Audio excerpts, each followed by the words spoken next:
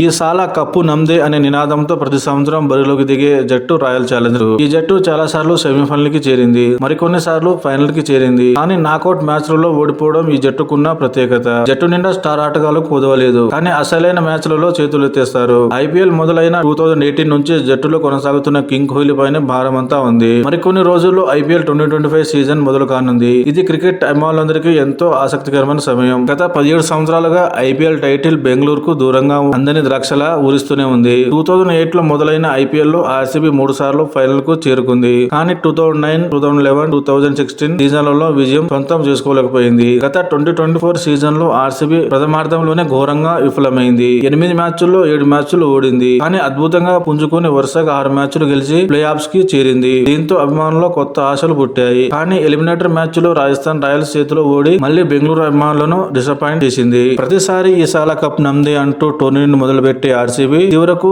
ఏ సాల్ B cup నహి అనే వేదనతో బయటికి వెళ్లాల్సి వస్తుంది. కానీ ఈసారి ఆటగాళ్లు మరియు అభిమానులందరూ మళ్లీ పరాజయాలను ఎదుర్కోకుండా ఉండాలని కోరుకుంటున్నారు. ఆర్సీబీ యాజమాన్యం కూడా దాదాపు టీమ్ ను కొత్తగా పునర్నిర్మించడంలో కృషి చేస్తుంది. మరి ఈ సీజన్ లో ఆర్సీబీ కలిసి వస్తుందా అనేది మనందరికీ ఆసక్తికరమైన ప్రశ్న. ఈసారి జరిగిన ఐపీఎల్ మెగా వేలానికి ముందు ఆర్సీబీ విరాట్ కోహ్లీ, రజత్ పటిదార్, ఎస్ దయాళ్లను రిటైన్ చేసుకుంది. గతంలో రాయల్ ఛాలెంజర్స్ బెంగళూరుకు కెప్టెన్ గా వ్యవహరించిన కింగ్ కోహ్లీ మరోసారి జట్టు పగ్గాలు చేపడతారని అభిమానులు ఆశించారే. కానీ ఆర్సీబీ యాజమాన్యం సారథ్య బాధ్యతలను రజత్ పటిదార్ కు అప్పగించింది. ఈ నిర్ణయానికి కోహ్లీ కూడా మద్దతు ఇచ్చారు. 3 సంవత్సరాల క్రితం 20 లక్షల కనీస ధరకు అన్స్టోల్డ్ గా మిగిలిపోయిన రజత్ ను ఈసారి ఆర్సీబీ 11 కోట్లు వెచ్చించి రిటైన్ చేసింది. అతడి ఆట తీరులో మార్పు అందుకు కారణం. ఇప్పటి వరకు కేవలం 27 మ్యాచ్లు ఆడిన అతనికి ఒక సెంచరీ, 7 హాఫ్ సెంచరీలు ఉన్నాయి. 2021 లో తన తొలి సీజన్ లో 4 మ్యాచ్ల్లో కేవలం 71 పరుగులు చేసిన అతన్ని ఆర్సీబీ విడిచిపెట్టింది. ఆ తర్వాత ఎవరు కొనుక్కోవడానికి ఆసక్తి చూపలేదు. కానీ 2022 సీజన్ కు ముందు ఒక యువ ఆటగాడు గాయపడితే రజత్ ను మళ్లీ ఆర్సీబీ తీసుకుని ఆ సీజన్ లో ఎలిమినేటర్ మ్యాచ్ లో లక్నోపై